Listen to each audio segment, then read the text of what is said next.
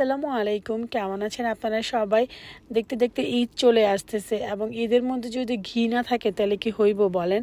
আর আমরা যারা দেশের বাইরে থাকি, বাংলাদেশের খাঁটি ঘি আমরা অনেক মিস করি এবং আমাদের এখানে যে ঘিগুলো পাওয়া যায় অনেক এক্সপেন্সিভ। তো আপনারা যদি এইভাবে ঘি বানায় নেন, বাংলাদেশের খাঁটি ঘি বানায় নেন এবং আপনাদের কিছু টাকা সেভ হবে। এখন সব জিনিস অনেক এক্সপেন্সিভ, তো সেই টাকা আমাকে কিছু পাঠাই দেন। এই যে আমি সেভ করার জন্য পদ্ধতি বলে দিতেছি, স্কিডিং। তো আমি এখানে হুইপিং ক্রিম নিয়েছি 2টা। বাংলাদেশের খাঁটি ঘি যেটা, সেটা হচ্ছে কি দুধের সর কালেক্ট করে তারপরে সেই সর দিয়ে বাটার দিয়ে তারপরে হচ্ছে ঘি বানায়। আমি ঠিক ওইভাবেই বানাবো, ক্রিম দিয়ে বাটার বানাবো, বাটার দিয়ে হচ্ছে ফ্রেশ খাঁটি ঘি বানাবো। তো আমি এই ক্রিমটাকে স্ট্যান্ডার্ড মিক্সচারে প্রায় এটা 30 মিনিটের মতো সময় লাগবে। আমি এটাকে হাই স্পিডে দিয়ে এটাকে আমি হচ্ছে বিট করে নিচ্ছি।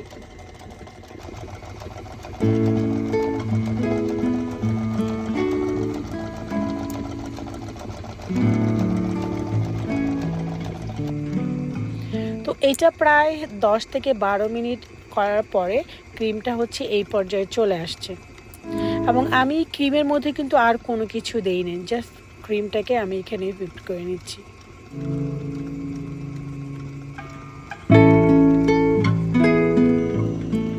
এবং এইটা ছিল 20 মিনিট পরে।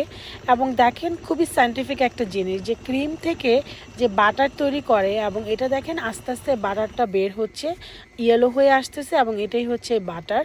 এবং আস্তে আস্তে মিল্কগুলো সেপারেট হয়ে যাচ্ছে, সেটা হচ্ছে বাটার মিল্ক, এবং যেইটা ইয়েলো কালার সেটা হচ্ছে বাটার। এই পর্যায়ে হচ্ছে আমি স্পিডটা একটু কমায় দিছি, কারণ এই পর্যায়ে যদি হাই স্পিডে থাকে তাহলে পুরো ঘর ছিটায় পুরো ঘর নষ্ট হয়ে যায়। তো এই পর্যায়ে হচ্ছে আমি স্পিডটা কমায় দিছি।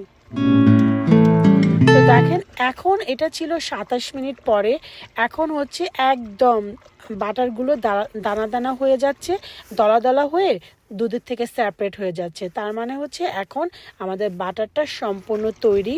আমি আর বেশি করব না, কারণ বেশি করলে একদম ছিটটা পুরো ঘর নষ্ট হয়ে যাবে।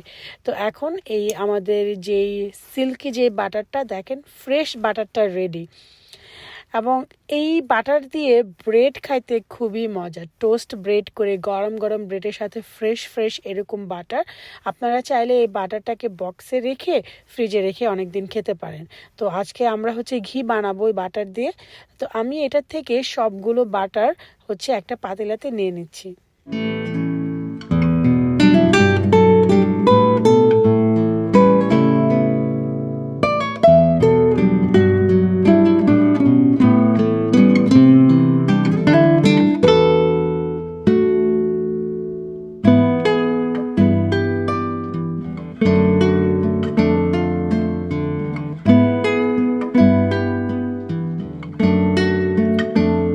এখান থেকে সবগুলো বাটার এখানে নেওয়া শেষ এবং আমাদের যে মিক্সিং বোল সেটার মধ্যে আরও কিছু বাটার আছে। আমি এটা থেকে যতটুক সম্ভব এই দুধ থেকে ততটুক আমি বাটারগুলো তুলে নিচ্ছি। এবং এই বাটার মিল্কটা কিন্তু ফালাই দিয়েন না, কারণ এই বাটার মিল্ক দিয়ে অনেক কিছু তৈরি করা যায়।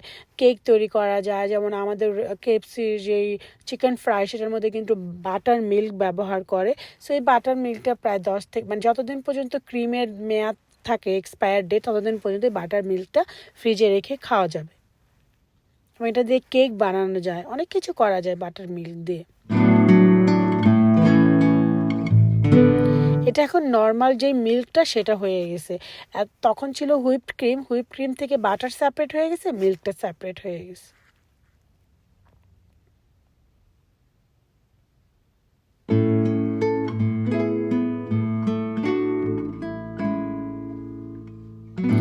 এখন আমি এটাকে চুলাকে মাঝারি রেখে এটাকে জাল দিব, যে পর্যন্ত না আমাদের ঘিটা এখান থেকে বের হয়।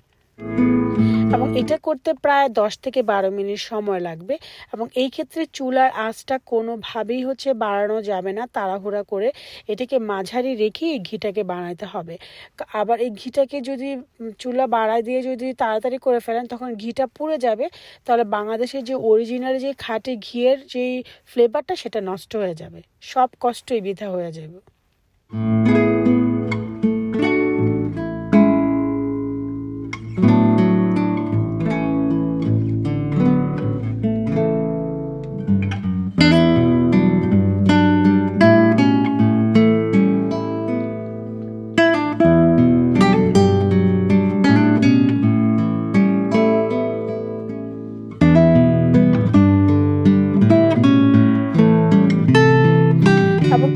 প্রায় 10 মিনিট এভাবে জাল দেওয়ার পরে এই যে উপরে যে আস্তে আস্তে বাবল ক্রিয়েট হয়েছে এবং আস্তে আস্তে ঘিটা বের হয়ে গেছে। এই ক্ষেত্রে অ্যাকচুয়ালি ঘিটা প্রায় 85% থেকে 90% কিন্তু ডান। আমি আরেকটু জাল দিয়ে নিচ্ছি, আরেকটু বাবল হওয়া পর্যন্ত, মানে আরেকটু পুড়ে নিচ্ছি আর একটু ভালো ফ্লেভার হওয়ার জন্য, বাট একবারে পুড়ে ফেলবো না। এবং এই ঘিটা যে কি সুন্দর ফ্লেভার, আপনারা যদি বানান। আমার এই রেসিপিতে অনেকেই এর আগে হচ্ছে আমি যখন আমার ফেসবুকে পোস্ট করছিলাম প্রায় 4-5 বছর আগে, তখন সবার কাছে অনেক প্রশংসা পাইছিলাম এই রেসিপিটা দিয়ে। ইভেন তো আমি এখানে ক্যানাডাতে কয়েকটা আপুকে বানাই দিয়েছিলাম, গিফট করছিলাম ঘি বানায়। তারা আমাকে মানে খেয়ে খুবই প্রশংসা করছে যে মেঘলা তুমি এত সুন্দর করে কীভাবে ঘি বানাইলা। প্রশংসা পায়া তো আমি কইছি আচ্ছা ঠিক আছে আবার বানাই দিব, মনে আবার বানাইও দিছিলাম।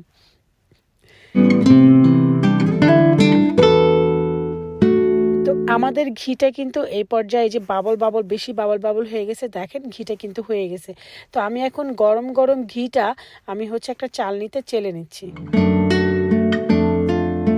এবং এই ঘিটা হচ্ছে এখন এরকম তেলের মতো লাগতেছে দেখতে, বাট এটা যখন আস্তে আস্তে ঠান্ডা হবে তখন হচ্ছে এটা ঘন হয়ে আসবে। এবং এটা যদি আপনি ফ্রিজে রাখেন 1 বছর পর্যন্ত এটা কিচ্ছু হবে না, আর যদি বাইরে রাখেন 6 মাস পর্যন্ত এটার মধ্যে কিচ্ছু হবে না। একদম ফ্রেশ একটা, আর 6 মাস থাকে না, 15 দিনেই ঘি শেষ হয়ে যায়। দেখেন আমাদের বাসায় বানানো খাঁটি এটা, দুইটা হুইপড ক্রিমের দাম হচ্ছে $12। $12 ঘি হচ্ছে রেডি। আর এরকম একটা খাঁটি ঘি এখানে কিনতে গেলে মিনিমাম $30 থেকে $35 লাগবে। দেখছেন আমি আপনাদের কতগুলো টাকা সেভ করে দিলাম। তো আমি এই ঘিটাকে এইভাবেই রেখে দিব, গরম অবস্থায় ঢাকা যাবে না, কিছু করা যাবে না, এবং এটা আস্তে আস্তে হচ্ছে ঘিয়ের যে একটা ঘন ভাব সেটা চলে আসবে।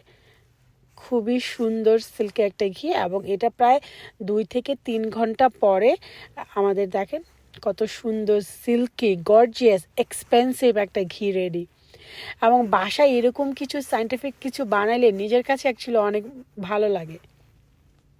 আমি এই ঘিটা বানাই অনেক বছর আগের থেকে, কানাডা আসার পর থেকে আমি ঘি বানানোটা শিখছি।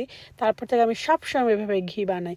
কখনো আমি বাটার দিয়ে ঘি, কখনো আমি এই পর্যন্ত বাটার দিয়ে ঘি বানাই, সবসময় বাংলাদেশের খাঁটি ঘি খাই।